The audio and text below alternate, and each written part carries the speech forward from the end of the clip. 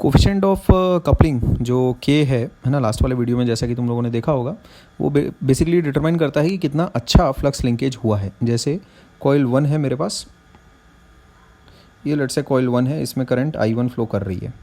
अब इसमें कुछ फ्लक्स है ना, जाहिर सी बात है वो फ्लक्स कुछ इस डायरेक्शन में है, ऐसा कुछ है ना, ऐसा ये and so on so fourth.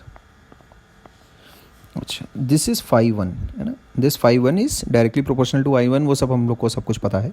मैं ये बोल रहा हूँ कि इसके फ्लक्स का कुछ हिस्सा के phi 1 is associated with another coil.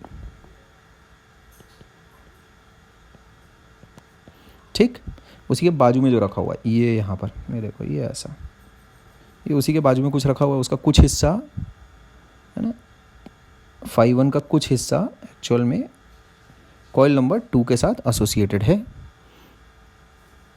अच्छा, कितना हिस्सा एसोसिएटेड है?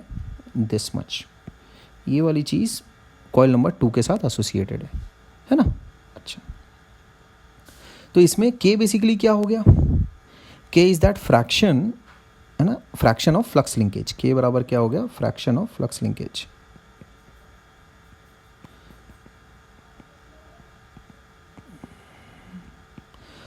अब जाहिर सी बात है, फ्रैक्शन समझने वाली बात है कि मान लेते हैं अगर मैंने हाफ नंबर स्कोर किए, जैसे अगर कोई मुझसे पूछता है आप बताइए आपने कितने मार्क्स स्कोर किए, तो मैं उसको 2-3 तरीक़ों से बता सकता हूँ। मान लेते हैं मुझे 50 नंबर आए हैं 100 में, वैसे तो इतने कम कभी आएंगे नहीं, ठीक, पर मान लेते हैं फिर भी वैल्यूज़ के बारे में बातचीत करने के लिहाज से अपन थोड़ा एक वैल्यू कंसिडर कर लेते हैं। Let's say marks scored by मी, अगर मैं उसको ऐसे भी बता सकता हूँ 50 आउट ऑफ 100, आउट ऑफ बताना बहुत ज़रूरी है। मार्क्स को आप ऐसे भी तो बता सकते हो, हाफ, ऐसा। फ्रैक्शन का यही तो मतलब ही होता है, ठीक। इससे मुझे पूरा पता चल जाता है कि भाई इसका कितना पोर्शन, इसका कितना परसेंटेज के टर्म्स में मैं उसको बता सकता था, ठीक है। इसका कितना पोर्शन ऑफ फ्लक्स कॉइल 1 से जो प्रोड्यूस हुआ जो फ्लक्स, उसका कितना पोर्शन बेसिकली कॉइल नंबर 2 के पास गया, ऐसा, ठीक। तो ये किन बातों पर डिपेंड करता है, या फिर इसकी कुछ वैल्यूज़ के बारे में अगर मैं बातचीत करूँ तो वो क्या सिग्निफाई करती हैं वो तुम्हें पता होना चाहिए। ऑब्जेक्टिव के लिए ये चीज़ इंपॉर्टेंट है। तो अगर k की वैल्यू 1 आती है अपने पास, इसका मतलब the coils are perfectly coupled. क्या बोलोगे इसको? The coils are perfectly coupled. इसका मतलब फ्लक्स लिंकेज इज परफेक्ट।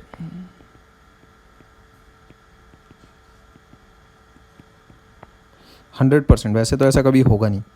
अच्छा, m बराबर कितना हो गया इन दैट केस? √L1 L2। अगर k की वैल्यू, कुछ टर्मिनोलॉजीज है, रट्टाफिकेशन वाला काम है, रट लेना इसको बस। The coils are tightly coupled.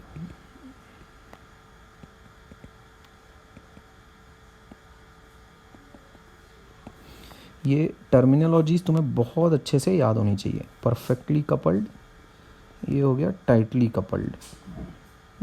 ये टर्मिनोलॉजीज याद होनी चाहिए ऑब्जेक्टिव के सेंस के लिए, ऑब्जेक्टिव के लिहाज से बोल रहा हूँ मैं। अच्छा, के अगर लेस देन 0.5 है,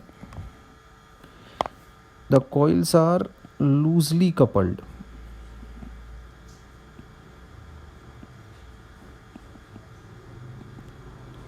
ठीक, अच्छा, इस बात का ध्यान रखना कि अगर तुम्हारे पास L1 बराबर L2 अगर होता है, देन L1 बराबर L2 के बराबर 1 अगर मैं उठाता हूँ, M बराबर L हो जाएगा इन दैट केस, ठीक। अच्छा, इस बात से अपने को क्या समझ में आता है? वैसे अगर दोनों ही कॉइल्स बिल्कुल आइडेंटिकल हैं और परफेक्ट लिंकेज है, तो म्यूचुअल इंडक्टेंस और सेल्फ इंडक्टेंस एक ही चीज़ है फिर। तो बेसिकली सेल्फ इंडक्टेंस क्या बताता है कि भाई कितना फ्लक्स प्रोड्यूस हुआ पर यूनिट करंट, फ्लक्स कितना प्रोड्यूस हो रहा है ना। या फिर मैं ये कहूँ कि आप जो इंड्यूस्ड ईएमएफ है आपका, है ना, कितना जनरेट हो रहा है, अगर आप rate of change of current अगर आप कुछ कर रहे हो तो उसके हिसाब से इंड्यूस्ड ईएमएफ कितना जनरेट हो रहा है ना। सेल्फ और म्यूचुअल मतलब उसमें फिर एक हो जाएंगे। अब उसमें ऑब्जेक्टिव के सवाल के हिसाब से जैसा जो बोल बच्चन दिया होगा तुम उसके हिसाब से समझते बैठना अपना, ठीक है, ध्यान रखोगे लेकिन इस चीज़ का भी, है ना। वो थ्योरी में अब बातों को घुमाने में एक इंसान किस तरह से बातों को ट्विस्ट कर रहा है वो तुम अपना समझ लेना, बेसिक मतलब तुमको पता होना चाहिए। जैसे ये तभी हो सकता है जब तुम्हारे पास both the coils are perfectly identical, है ना। आइडेंटिकल कॉइल्स अगर हैं तो ये L1 बराबर L2 रहेगा तुम्हारे पास, K बराबर 1 का मतलब परफेक्ट लिंकेज हो गया। तो इन दैट केस M की वैल्यू L के बराबर हो जाएगी। अब इस बात के अगर एल्जेब्रिक मायने अगर तुम देखो तो एल्जेब्रिक तो अगर तुमको बस इतना पता है कि M बराबर under root of L1 L2 times K होता है ना, ये रहता है। ये रिलेशनशिप अगर तुम्हारे पास है तब तो फिर कहीं कोई गड़बड़ हो नहीं सकती, है ना। ये तो तुम निकाल ही लोगे, ये वाला रिलेशनशिप तो तुम निकाल ही लोगे। पर जैसे बोल बच्चन के लिए अगर कुछ उसने अंग्रेजी में कुछ वाक्य वगैरह लिख रखे हों तो भी तुमको थोड़ा तैयार रहना चाहिए उस चीज़ के लिए, ठीक। अच्छा, अभी कुछ बातें हैं और जो तुम्हारी टेक्स्ट बुक में लिखी हुई है उसको मैं शॉर्ट में समराइज़ करके तुमको बता देता हूँ। सबसे पहली बात, larger values of M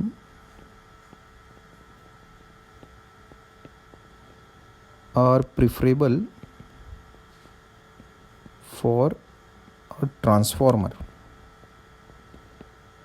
transformer का जो तुम वर्किंग देखोगे, वर्किंग तो नहीं देखोगे, बस वो तुम टर्न रेशियो वगैरह वाली चीज़ें कुछ देखने वाले हो, turn ratio, voltage ratio, current ratio, इसके टर्म्स में तुम बस एक थोड़ी सी छोटी सी चीज़ देखोगे तो उसका जो वर्किंग प्रिंसिपल ही रहता है ट्रांसफार्मर का, वो इसी बात पर टिका हुआ है कि एक कॉइल में अपन करंट जब चेंज करेंगे तो उसके थ्रू जो फ्लक्स में जो बदलाव होगा, है ना, उसकी वजह से जो इंड्यूस्ड ईएमएफ होगा वगैरह दूसरे कॉइल में कितना क्या कैसा होगा। तो एक घटिया ट्रांसफार्मर, जाहिर सी बात है अगर उसमें मेरा कोफिशिएंट ऑफ कपलिंग अगर बहुत ख़राब है, लिंकेज ही नहीं है, तो ट्रांसफार्मर काम कैसे करेगा।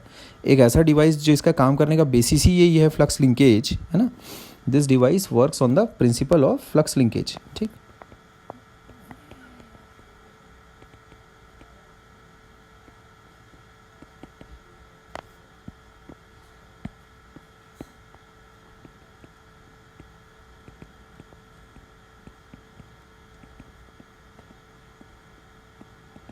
ठीक, तो अगर मान लेते हैं K की वैल्यू अगर कम है, अच्छा नहीं है, अगर घटिया ट्रांसफार्मर, जाहिर सी बात है K की वैल्यू कम रहेगी, K की वैल्यू कम है तो घटिया ट्रांसफार्मर तुम उसको कहोगे, फ्लक्स लिंकेज पुअर है ना। अच्छा, बट जो होम अप्लायंसेस हैं उसमें ये फ्लक्स लिंकेज नहीं होना चाहिए। जो एक पर्टिकुलर कॉइल का जो काम है, एक पर्टिकुलर अप्लायंस में अगर कोई जो भी तुम्हारा हाई रेजिस्टेंस जो कॉइल है उसमें जो करंट फ्लो कर रही है, वो लेट से एक हीटर है या फिर कुछ भी है, जो भी है तुम्हारा, मान लेते हैं कोई भी अप्लायंस है ना, लेट से हेयर ड्रायर वगैरह इस तरह की कुछ चीज़ें हैं ऐसा, तो उन होम अप्लायंसेस में दरअसल ये फ्लक्स लिंकेज हमारे लिए ट्रबलसम हो सकता है, ठीक। बेसिक सा उसका अगर रीज़न तुम अगर मुझसे जानना चाहो तो उसका भाई ये बोला जा सकता है कि जिस काम के लिए वो इंटेंडेड है वो फ्लक्स लिंकेज नहीं है। होम अप्लायंस में अगर मेरे पास कुछ कॉइल्स हैं, है ना, जिसमें मैं उसके थ्रू करंट पास करके हीटिंग इफेक्ट पास करवा रहा हूँ या फिर जो भी करवा रहा हूँ, तो वो उसमें अगर उस दौरान में अगर फ्लक्स लिंकेज अगर होने लगा तो कुछ अदर साइड इफ़ेक्ट्स हो सकते हैं जो कि इंटेंडेड नहीं रहेगा, ठीक। तो होम अप्लायंसेस में फ्लक्स लिंकेज अपने को नहीं चाहिए, है ना, ध्यान रखो। अच्छा, higher values are not preferred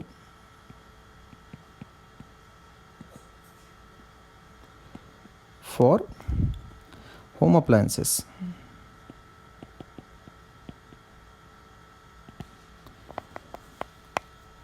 तो मिनिमाइज करने के लिए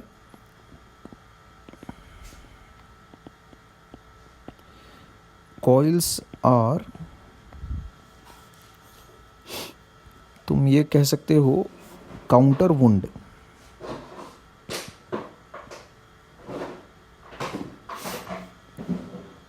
तो होता इससे ये है, काउंटर वुंडिंग का मतलब ये है कि एक कॉइल की जो मैग्नेटिक फील्ड होगी वो दूसरे कॉइल की मैग्नेटिक फील्ड को कट करे, इस तरह से उसको ओरिएंट किया जाता है ना, ऐसा। तो ये हो गया, इसका मतलब हो गया so that magnetic field of one coil cancels the field of other coil. ठीक है, अच्छा, तो hence flux linkage is reduced. Flux linkage अगर कम हो रहा है तो तुम समझ के चलो कि m की वैल्यू भी कम हो रही है। म्यूचुअल इंडक्टेंस जो m जो कोफिशिएंट है वो फ्लक्स लिंकेज पर ही पूरा आधारित है। ठीक, तो काउंटर वुंड का तुमको मतलब पता रहना चाहिए। ये हम लोग कहाँ पर ये टेक्निक यूज़ करेंगे? यूज्ड इन होम अप्लायंसेस,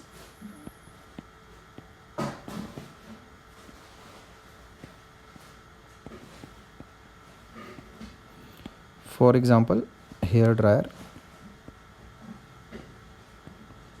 ये अपने को बात पता होनी चाहिए। ठीक, अच्छा, तो अगर मुझे कोफिशिएंट ऑफ कपलिंग या फिर मैं कहूँ म्यूचुअल इंडक्टेंस अगर मुझे इंक्रीज करना है in order to increase coefficient of coupling या फिर मैं कहूँ m,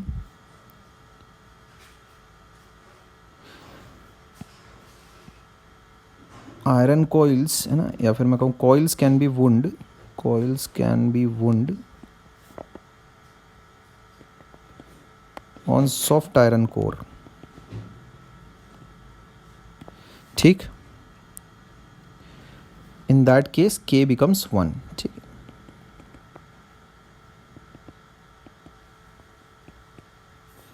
k की वैल्यू 1 से बड़ी नहीं हो सकती, ध्यान रखो। अच्छा, coils can be made parallel. ठीक, मतलब डिस्टेंस जो रहती है के M depends on distance between the coils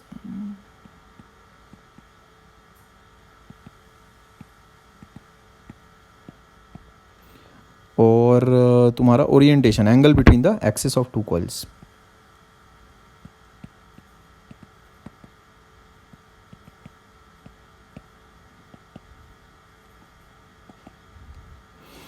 तो अगर कॉइल्स अगर पैरेलल हैं तुम्हारे पास तो k की वैल्यू मैक्सिमम रहेगी, और अगर कॉइल्स लेट्स से अगर दोनों राइट एंगल में हैं, मतलब कैसा मैं बोलना चाह रहा हूँ, लेट्स से अपन ने एक कॉइल ऐसा रखा, ये पैरेलल किया अपन ने, ये ऐसा, ठीक है, ये ऐसा रखा है हम लोगों ने, दूसरा वाला भी मेरे पास यूँ ऐसा है रखा हुआ। ठीक, तो अब जो इसके थ्रू जितना भी जो फ्लक्स निकल रहा है ना, ये ऐसा कुछ जो भी है, ये इसके साथ एक्चुअल में लिंक होगा अच्छे से। ठीक, इसके साथ ये लिंक होगा बराबर बढ़िया से। अब क्या है, लेकिन अगर तुम लेट्स से ओरिएंटेशन अगर इस किस्म की अगर करते हो, मान लेते हैं एक कॉइल ऐसा रखा है और दूसरा ते ऐसा रखा है, ये ऐसा, तो होगा क्या, इसकी सारी की सारी फ्लक्स ना ये इस तक कुछ पहुंचेगी ही नहीं। ठीक है, ये लिंकेज बहुत ही पुअर होगा। ठीक, तो ये हॉरिजॉन्टल तो ये भी हॉरिजॉन्टल है ना, ये वर्टिकल तो वो भी वर्टिकल, ऐसा। जैसे पैरेलल का मतलब ये भी है, ये दिस इज़ ऑल्सो पैरेलल, ये ऐसा और एक दूसरा कॉइल ऐसा रखा है, तो दिस ओरिएंटेशन वर्क्स, ये चल जाएगा, ये नहीं चलेगा, ये ख़राब ओरिएंटेशन है, ये चल जाएगा। क्यों ऐसा? तो देखो इसके थ्रू जितना भी फ्लक्स है वो इसके थ्रू एसोसिएट हो जाएगा फिर, है ना। तो पैरेलल होने को होना, परपेंडिकुलर नहीं होने को होना। ठीक, फॉर बेटर फ्लक्स लिंकेज, ये ध्यान में रखो। तो पैरेलल अगर तुम्हारे पास कॉइल्स हैं, parallel coils give, parallel coils give maximum flux linkage के की वैल्यू बढ़ेगी, perpendicular coils, for perpendicular coils के इज मिनिमम। ठीक, ध्यान रखो। और तो इसमें कोई बात और रह नहीं जाती है, मैं फिर भी एक बार चेक कर लेता हूँ।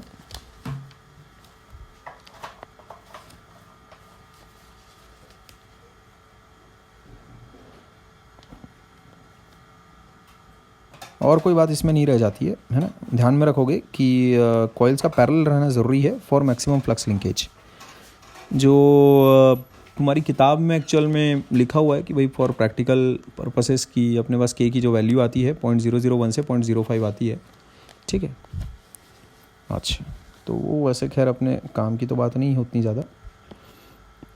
0.001 से 0.05 आती है ऐसा, तो ये एक रैंडम फैक्ट है ना। खैर, तो के की वैल्यूज़ को लेकर ज़्यादा से ज़्यादा ऑब्जेक्टिव का एक सवाल, बस और कुछ नहीं। ठीक है, ज़्यादा से ज़्यादा ऑब्जेक्टिव का एक सवाल, वो भी मेरा फेवरेट तो ये है कि उसमें के की वैल्यू अगर अपने को पता होनी चाहिए कि भाई 1 का मतलब क्या होता है, 0 का मतलब क्या होता है। ठीक, के की value can never be greater than 1। ठीक, K is greater than 1, K greater than 1 is not possible for obvious reasons. Fraction कैसे 1 से बड़ा कैसे हो जाएगा, K greater than 1 is not possible. K बराबर 0 मतलब नो फ्लक्स लिंकेज। ठीक, अच्छा।